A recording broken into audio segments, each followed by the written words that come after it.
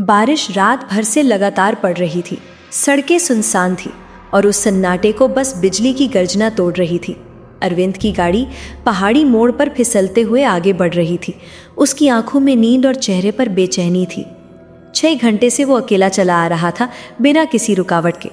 उसका mobile network से बाहर था और रेडियो पर बस अजीब सी खबरें चल रही थी। कोई औरत पिछले हफ्ते गायब हुई थी, कोई लड़का पागलपन में किसी को मार गया था। सब कुछ डर और बेचैनी से भरा हुआ था। अचानक उसके सामने एक औरत दिखी, सफ़ेद साड़ी में, भीगी हुई। उसके हाथ में कुछ था जो झूल रहा था, शायद गुड़िया। अरविंद ने ब्रेक लगाया, लेकिन जब वो नीचे उतरा तो वो औरत गायब थी। बस वो गुड़िया सड़क पर पड़ी थी, भीगी हुई। उसके बालों से पानी टपक रहा था। उसने वो गुड़िया उठाई और गाड़ी में रख ली, फिर आगे बढ़ गया। आधे घंटे बाद उसे एक पुराना गेस्ट हाउस दिखा। हिल व्यू रेस्ट हाउस लिखा था। लकड़ी का साइन बोर्ड हवा में झूलता हुआ चरमराहट कर रहा था। वो अंदर गया। दरवाजे के पीछे से एक बूढ़ा आदमी निकला, जिसकी आंखों में अजीब सी थकान थी और उसकी आवाज़ में भारीपन। कमरा चाहिए साहब, उसने कहा। अरविंद ने हाँ कहा तो वो आदमी बोला, कमरा नंबर 7, लेकिन वहाँ मत ठहरना ज़्यादा देर तक। वो दीवारें। अरविंद मुस्कुरा दिया। क्या दीवारें बोलती हैं? बूढ़ा आदमी बस मुस्कुराया और चाबी दे दी। वो कमरे में गया। एक बल्ब टिमटिमा रहा था, हवा में नमी और सड़न थी। उसने बैग रखा, कपड़े बदले और बिस्तर पर बैठ गया। बारिश की बूंदें छत से टपक रही थी और वो अपने फ़ोन से रिकॉर्डिंग चालू करता है। Day 4 road trip to Shimla. बहुत थक गया हूँ, आज यहीं रुकता हूँ। तभी पीछे से एक धीमी आवाज़ आती है, मत बोलो। अरविंद घूमता है, कोई नहीं, सिर्फ दीवार।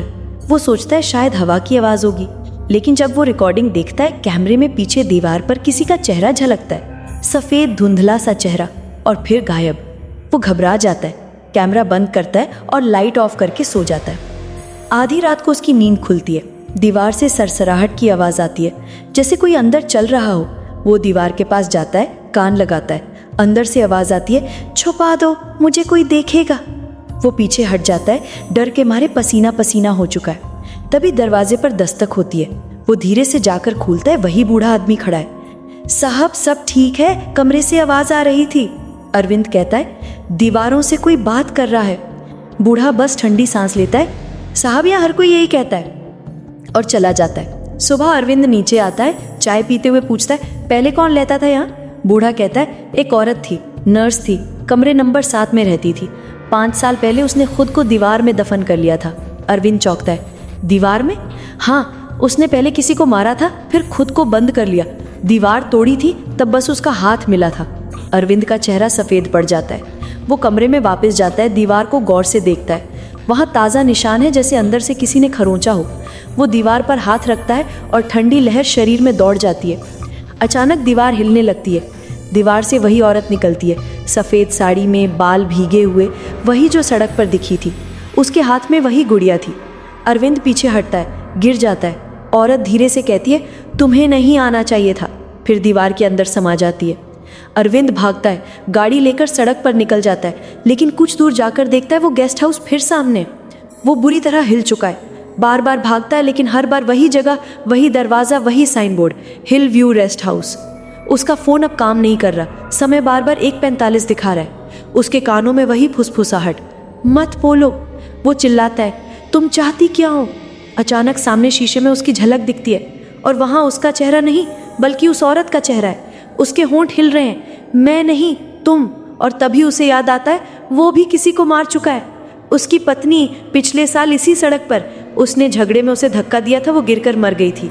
पुलिस केस से बचने के लिए उसने लाश दीवार में छुपा दी थी। वही दीवार, वही जगह। हाँ, ये वही गेस्ट हाउस था। उसकी यादें धीरे धीरे लौट रही थी। दीवारें सच में बोल रही थी, क्योंकि वो खुद उनमें था। और अब वो हंसने लगता है, ज़ोर से, पागलों की तरह। बाहर तूफान है, बिजली कड़क रही है, और कमरे में सिर्फ वो और दीवारें हैं जो अब खून से लथपथ है। अगली सुबह जब पुलिस आती है, कमरे नंबर 7 में कोई नहीं होता। बस दीवार पर नए हाथों के निशान होते हैं और नीचे कैमरा पड़ा होता है। कैमरे में आखिरी रिकॉर्डिंग चलती है। अरविंद का चेहरा कैमरे के बहुत पास, और वो कह रहा है, वो अब मुझ में है। फिर स्क्रीन ब्लैक हो जाती है और कहीं दूर से वही आवाज़ आती है, मत बोलो। कुछ महीनों बाद हिल व्यू रेस्ट हाउस को स्थानीय प्रशासन बंद घोषित कर देता है। कई बार वहां से अजीब आवाज़ों और लाइट्स की रिपोर्ट मिलती है। एक नई जांच टीम आती है जिसमें 2 पुलिस अधिकारी और एक मनोवैज्ञानिक डॉक्टर सिया मेहरा शामिल हैं। वे कमरा नंबर 7 की जांच शुरू करते हैं। कमरे की दीवारों पर ताज़े हाथों के निशान दिखते हैं, लेकिन कोई व्यक्ति नहीं मिलता। डॉक्टर सिया अपने उपकरण से तापमान और ध्वनि रिकॉर्ड करती हैं। जब वे दीवार के पास पहुंचती हैं तो रिकॉर्डर में फुसफुसाहट सुनाई देती है। मत बोलो। वही आवाज जो अरविंद ने सुनी थी।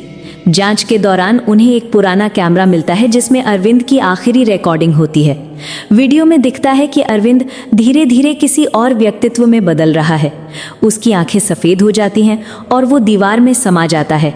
ये देखकर टीम भयभीत हो जाती है, लेकिन सिया तर्क संगत दृष्टिकोण अपनाती हैं और कमरे को सील करने का आदेश देती हैं। 3 दिन बाद सिया एक रिपोर्ट लिखती हैं कि ये स्थान संभवतः सामूहिक भ्रम या मैस हैल्यूसिनेशन का परिणाम है। पर जब वो रिपोर्ट फाइल कर रही होती हैं, उनके ऑफिस में अचानक बिजली चली जाती है। स्क्रीन अपने आप ऑन होती है और स्क्रीन पर अरविंद का चेहरा दिखाई देता है जो मुस्कुराता है और कहता है, अब तुम्हारी बारी है। अगली सुबह डॉक्टर सिया गायब होती हैं। जांच में पता चलता है कि उसी रात किसी ने पुराना गेस्ट हाउस फिर से खोला था। कमरा नंबर 7 का दरवाज़ा अब खुला था और अंदर दीवार पर 2 नई परछाइयाँ थीं, एक पुरुष और एक महिला की। अब हिल व्यू रेस्ट हाउस स्थायी रूप से बंद कर दिया गया है, मगर पहाड़ पर रात को जब बारिश होती है तब वहाँ से धीमी फुसफुसाहटें अब भी सुनाई देती हैं। मत बोलो।